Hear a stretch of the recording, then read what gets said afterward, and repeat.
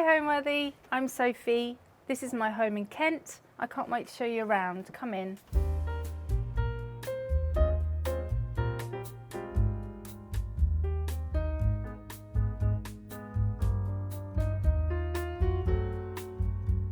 You're watching Homeworthy, where we believe every home has a story. Thank you to Serena and Lily for sponsoring today's episode.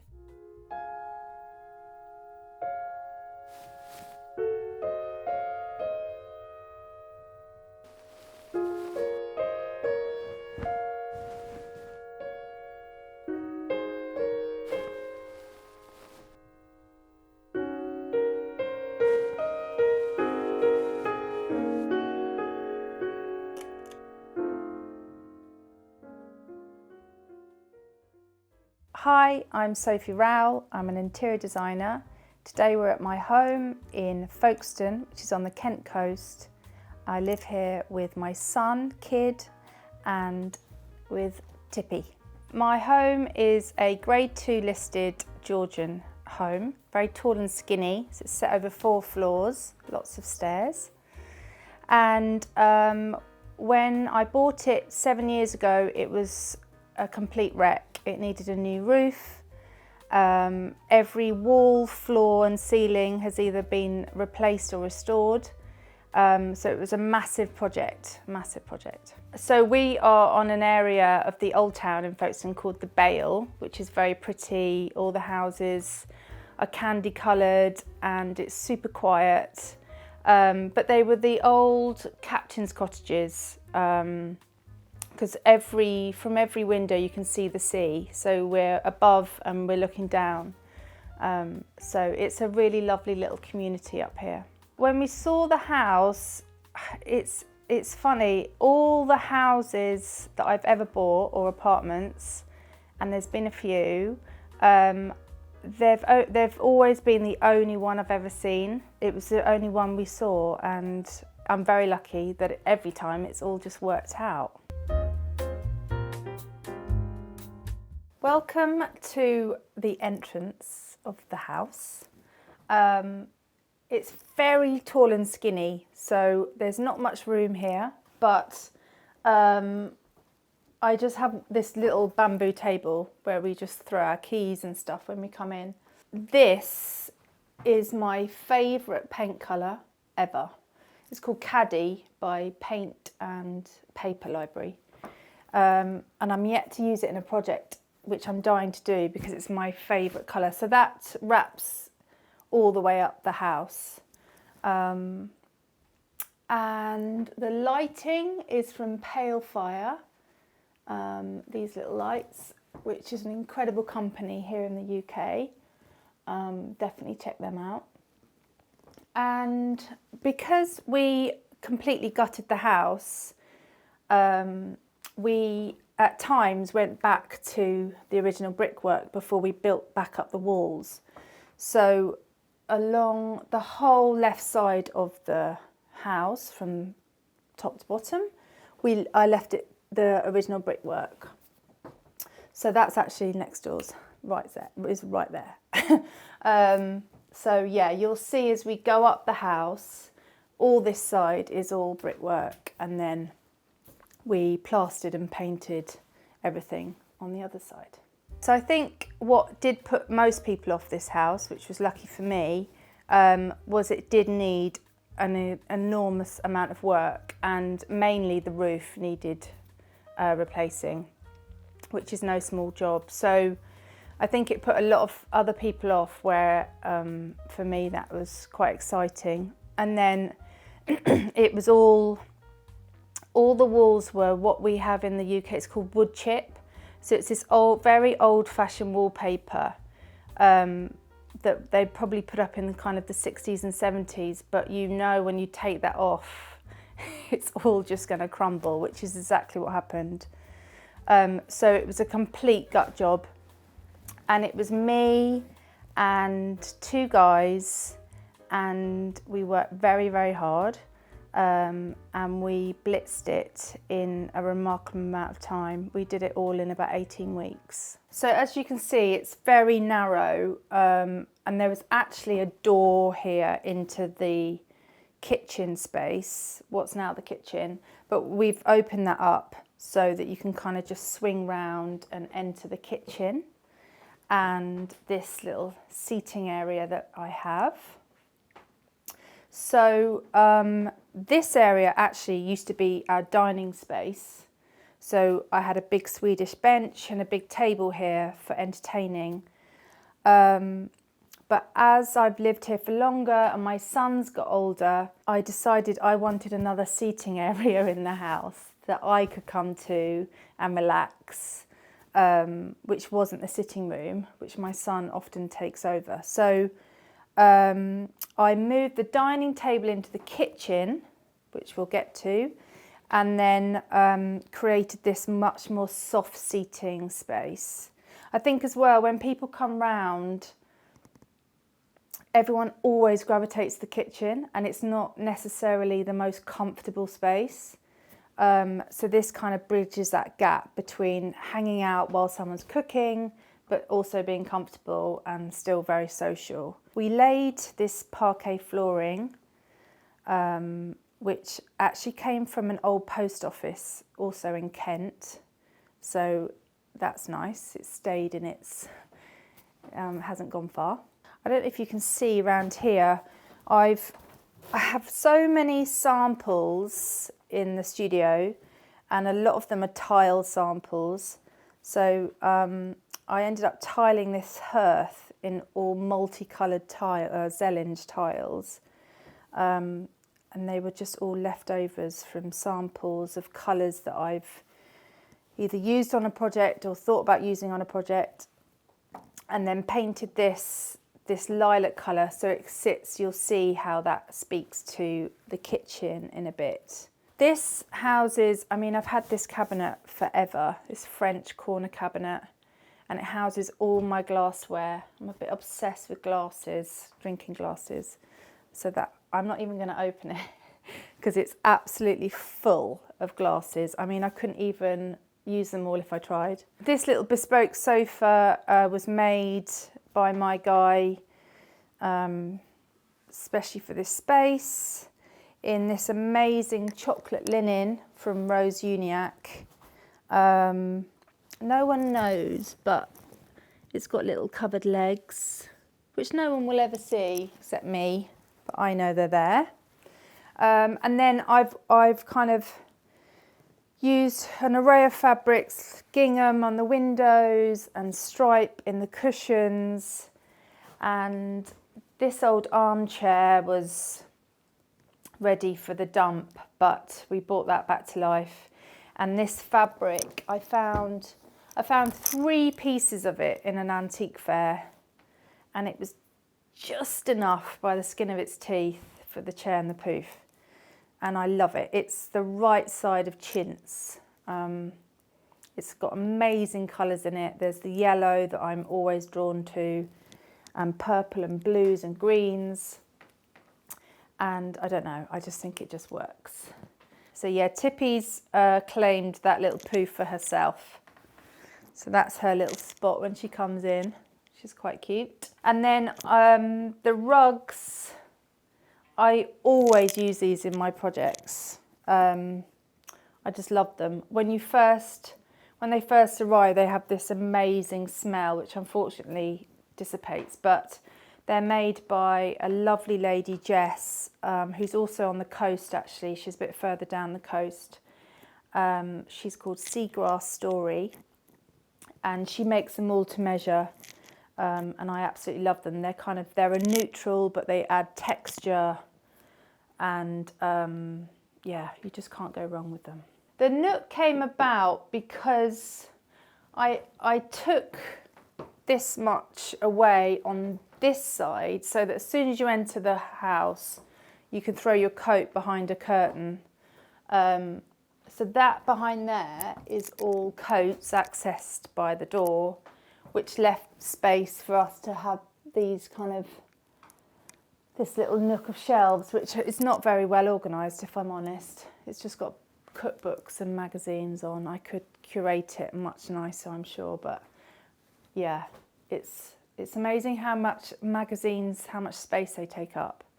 Month after month, they just accumulate, and I never want to get rid of them for some reason. So yeah, that stack is growing. I didn't actually want to move out of London. We were always in Hackney, which I loved. And I actually came here kicking and screaming. I didn't want to come. And I actually hated it at first. It took a long while to adapt, but it's been quite a while now. But I wouldn't change it for the world. I love it here. I love living by the sea.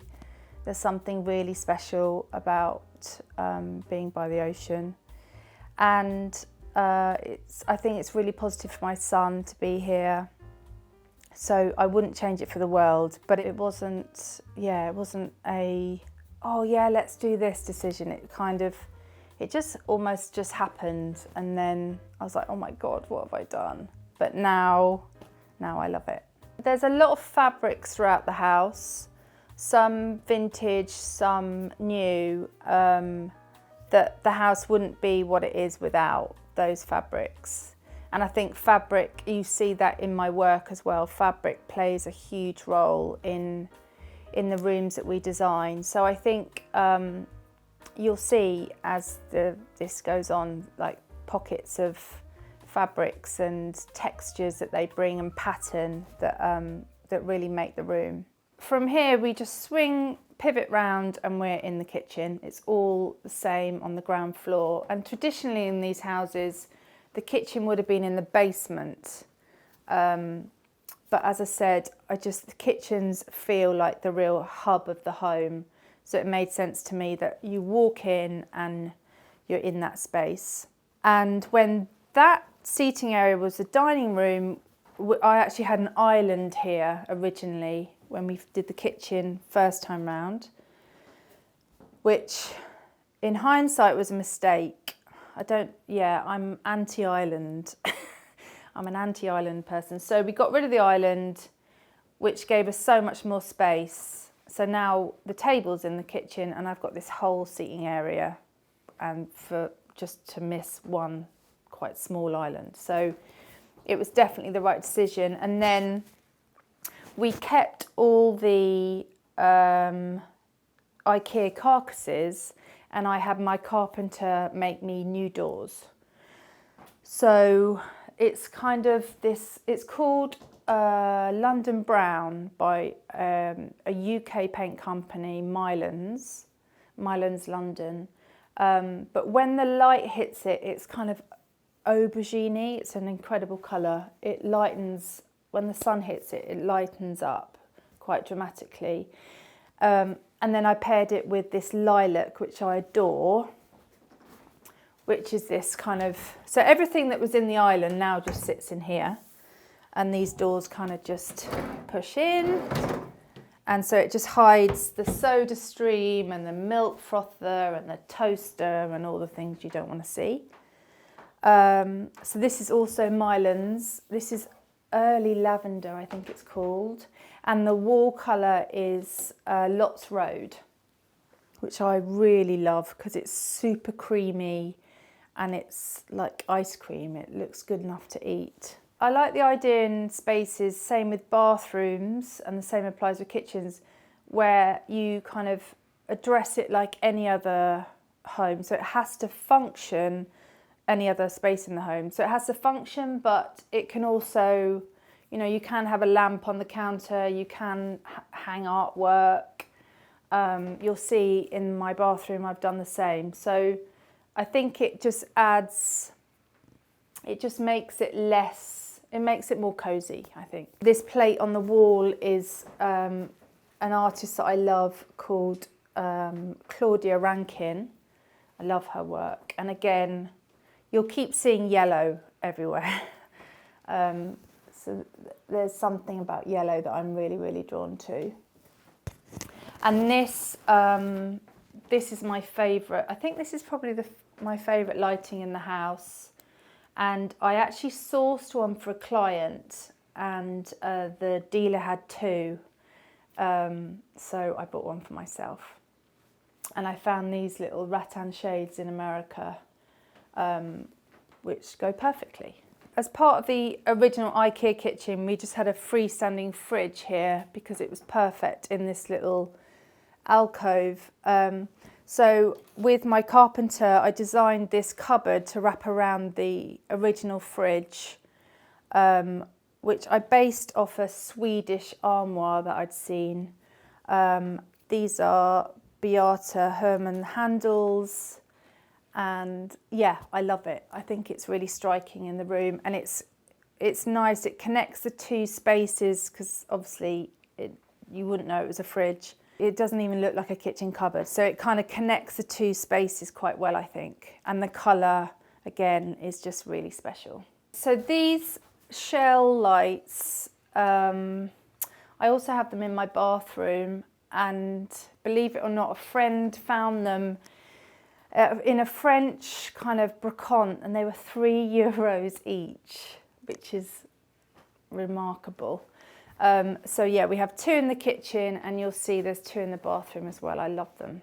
That was a gift actually from the artist, and she does this range of whatever it is, please. So she asked me what mine would be, and interestingly, I said to my partner, I said, oh, I've been very generously asked if I wanted a piece of her artwork, but I can't think of anything. And he said, what do you mean you can't think of anything? It's got to be eclairs, because I'm obsessed with eclairs and eat them far too often. As the renovation went on, because all the walls were replaced, they were then freshly plastered. So this pink colour was everywhere throughout the house at some point.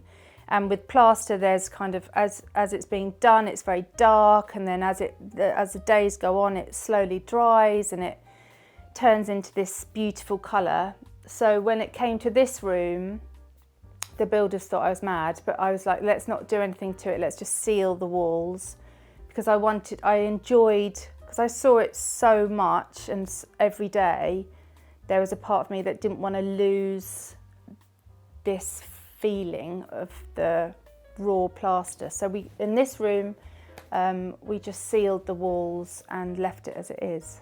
The vibe in here, it's very eclectic. Although the walls are clearly pink, it is a colour and a texture that kind of sits back in the room and lets everything else kind of come into its own. So there's pops of yellow in here, there's a lot of green, there's always stripes wherever we go.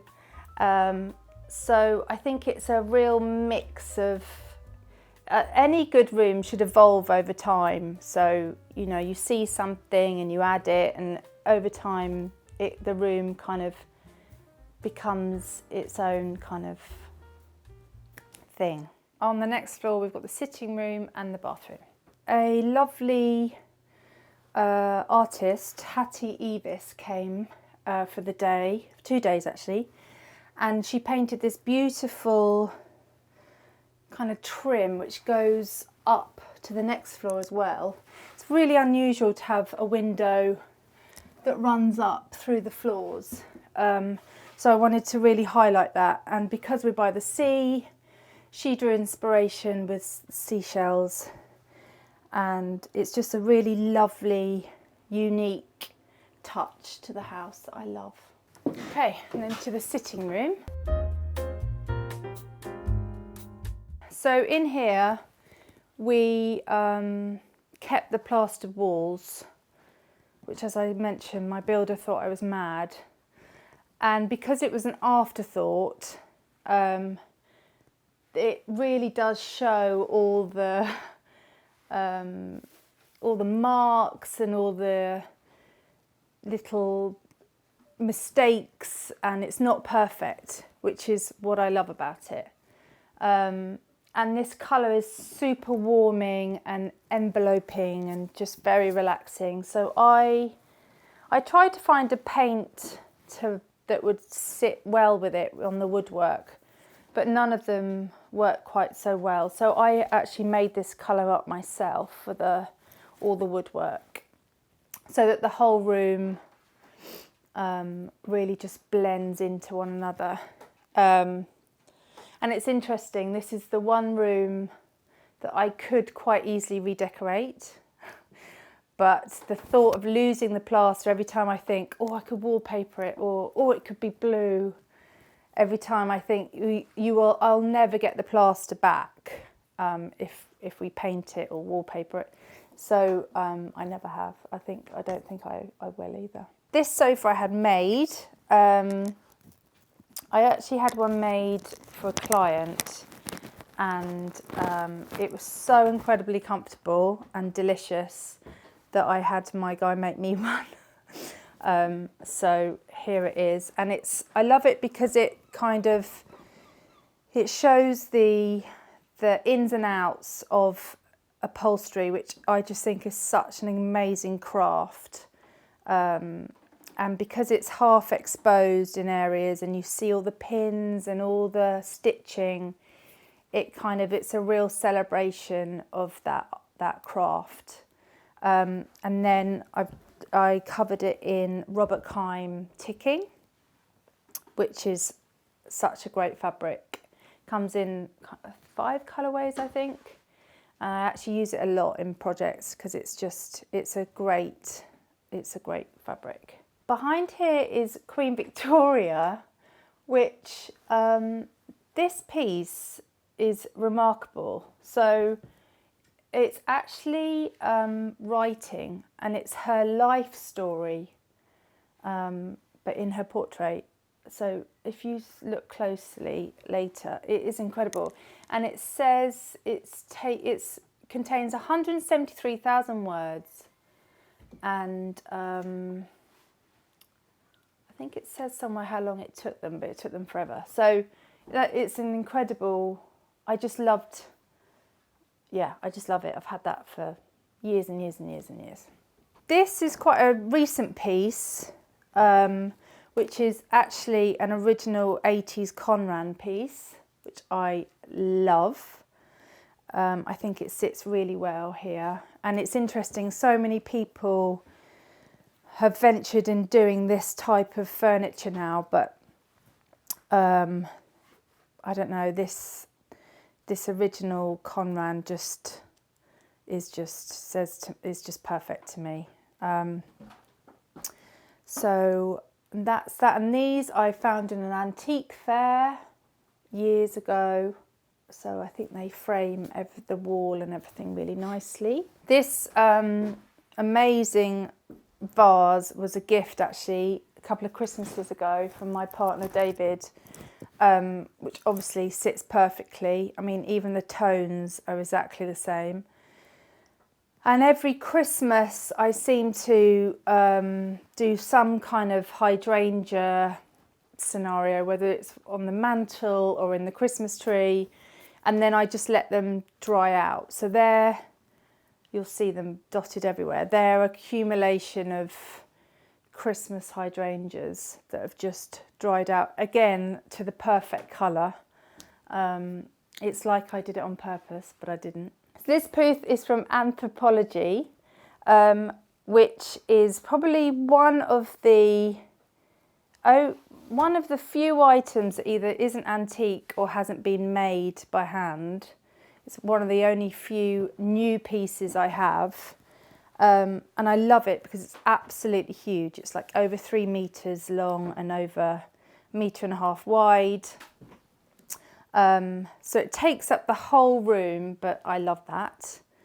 And we've got our TV on an easel. So working with clients all the time, the TV is always the bane of everyone's life because it's this big black box that's ugly, and so there's loads of solutions to hide your telly, but here we've just gone a bit kitsch with it and put it on an easel, and that works for us. So this is again from Beata Herman, one of her trays, which is really handy for your drinks and things on the poof. This is by an artist who I adore called Amy Douglas. She's actually based in Brighton, I'm obviously drawn to people that also live by the sea. But all of my girlfriends clubbed together for my big birthday this year and got me this piece, which is called Pure Folly. And I absolutely adore it. She buys antique pottery, ceramics, and then breaks them and then puts them back together again with gold. So that's very, very dear to me. I love it. And this I love, this Italian jug. That I always have fresh flowers in the house, always. And I'm always collecting lamps as well. This is just an old lamp. You can see how old it is by the old switch. None of the fireplaces work, which was a decision when I did the house up, which I now regret. So we decided not to have any working fireplaces. My thinking being I didn't want the mess and the dust that it causes. But obviously now I'm a little more relaxed in the house. It would be lovely to have an open fire in here, but none of the fireplaces work. But we did put in this marble fireplace. This wasn't here, and all these French tiles, they weren't here. So yeah, I think that's one of my regrets in the renovation, not making the fireplaces all work. That's from an antique fair. It's incredible, this piece, because again it's got all the colours and it's a little bit, you know, it's gone, and it shows a story. I think that's what I love about these old things. They've all had a life prior to coming into my life. And the one thing I love about this room the most are these 80s inspired blinds. This is silk from Helen Blanche, but I love these.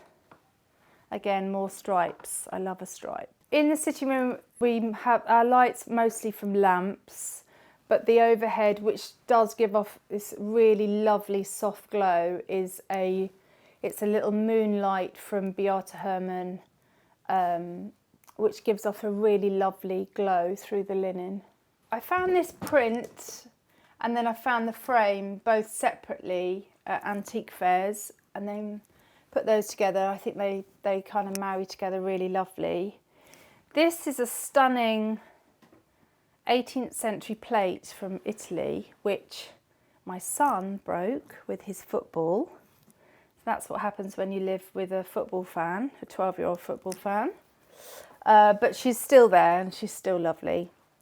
And then this was a gift which I love, which I just think it sits beautifully in this room. And again, this is what's amazing about this. It's just anything can kind of sit with it and it just all works. Yeah, I think antiques do give a space, soul and character. They bring an element that, yeah, new things they just can't. And I think you know there's a fine line between too much new and there's also a fine line with too much antique. So yeah, I do think though they instantly add story and a sense of uniqueness to a space. So I actually had a 24-year career in fashion as a stylist and art director, which was amazing and I loved it. But then there was life changes and my son was getting older, and the fashion industry, it's certainly not 9 to 5. So it was becoming increasingly difficult to kind of be there for my son and, you know, be on the job fully. And I got to a time in my kind of early to mid 40s where I wanted to change. So I actually I opened a homeware store, which is how this kind of, I guess that was the beginning of the journey without me really knowing it. And then that very quickly evolved into the interiors where we are now. Côte de Folk is an interior design company. We're based here, but we work all over the UK. We also work all over America, which is super exciting. We've currently got projects in Massachusetts and Brooklyn and Pennsylvania. We have a very organic approach. It's a very collaborative process with the client, which I really enjoy, bringing them on a journey to find their perfect interior. We're very much, we're not a clear out, start again approach. I love the idea of legacy, and if there's a grandpa's old armchair that can be saved and recovered, then we will. So yeah, it's about using the client's current items to build their perfect home. So also on this floor we have our main bathroom, so I'll show you that next. Here in the bathroom, you're welcome to come and see. We have the same lights as we had in the kitchen. We have a walk-in shower, and I always, again, talking about fabrics again, but I always use just normal fabrics and then put a plastic curtain on the inside. So you can use any fabric you want for your shower curtain. Little bath, our little curtains. This actually was sourced from a nunnery in France, this fabric, which I just love because it's all been patched up over the years. So this is perfect storage for a bathroom. You can get everything in here out of sight. And then I keep all my towels in that old lady trolley basket, which is handy. And like the kitchen, I've hung art pieces on the wall, on the tiles, just to add softness and make this space not just a bathroom. So it's another space where you feel connected and relaxed. In this house, you can never have too much toilet paper. So my toilet paper is literally on a pedestal. So that mirror used to be above the fireplace, actually, in the sitting room. And then I found that 60s kind of convex one that you'll see in there. So I transported it into here, and yeah, I think it works. She's actually happier in here, I think. In America, you don't have as many rules as we do here with electrics and bathrooms. You're really lucky, you can do what you like. But I think I've just got away with this one. So yeah, I think a low hanging, again, lighting that's not necessarily bathroom lighting always helps to soften the space. And because it's hanging so low, it's really nice just to have that one on while you're having a bath. So it's much more relaxed rather than all of the lighting on. So if your legs can take it, we'll go up another floor, up to the 4th floor where my bedroom and my son's bedroom is. So this is the top of the house, and as you can see, as I mentioned, the brickwork is all the way up on that side of the house still. We've got my favourite paint colour on the walls and the ceiling. This French antique light, which gives off a lovely soft glow for the evening. My pirate man that I found.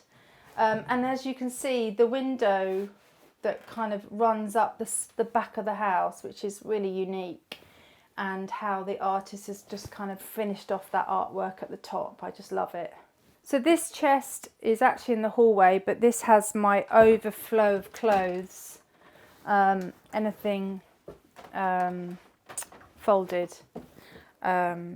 And it's just a nice little spot to have all your trinkets and things. There's another one of these paintings downstairs again, Hungarian, which I had framed in antique frames, which again has those colours coming through. So this lamp is, I think this is like an old pot that someone has very cleverly converted into a lamp. These pots, I've got a couple of these pots that I picked up in Italy, and then that's me and my son a few years ago. And this pot I found in a really lovely town called Rye, which if you're in the UK you must visit. Yeah, it's just a place to make a nice little vignette to walk past every day. So straight on is the bedroom, my bedroom. So this is my room, and when I did the renovation, I took the ceiling away. Because we were putting a new roof on the house, it all had to come off anyway.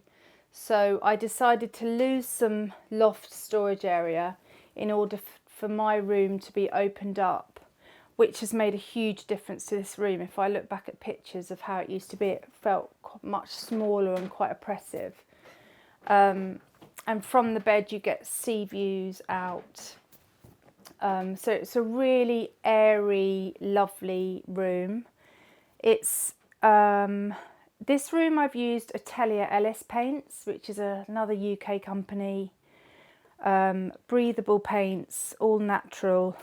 So this is warm white, they call this, and the floor is pottery blue, and my wardrobe is called, this brown is called Betty, and I think all of those are really nice together in this room. It's my sanctuary up here, so it's super calm, super relaxing, and it's probably my favourite room of the house. This is actually a really old bed from Loaf, a UK company, which I've had for years and years and years. So I've just changed the mattress over years, and then I've added this. This is antique fabric that I picked up in an antique fair. I just really loved the blue and I don't know if they're pineapples, but they look a bit like pineapples. And then this quilt, again, picked it up in an antique fair, but I love the pop of red in here. I think it's funny, a client nearly took this and then she decided not to, and I'm really glad she didn't, because I wouldn't part with it now. My bedside is from Chelsea Textiles, and I recommend anyone having a bedside with a drawer. You can hide everything you need to hide. I think my modest wardrobe, for someone that worked in fashion for 24 years, I think I'm doing quite well getting everything in there. Some things spill off the end, but yeah. So the fireplace from downstairs obviously runs all the way up, which this was all, everything was kind of boarded out, so there was every room was just a square.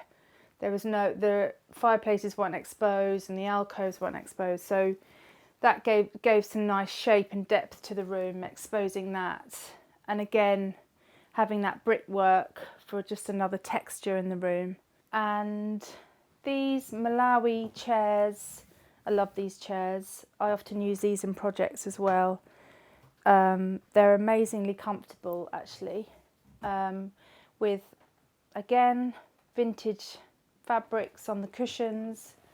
My blinds are made from French linen sheets, so they're really lovely, and I don't mind the light coming in. I quite like waking up to daylight rather than they're not blackout. So, and then again you'll see pops of yellow everywhere, so I'm definitely drawn to that colour.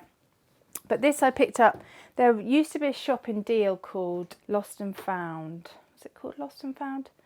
And it was run by two guys, and they had such an amazing eye.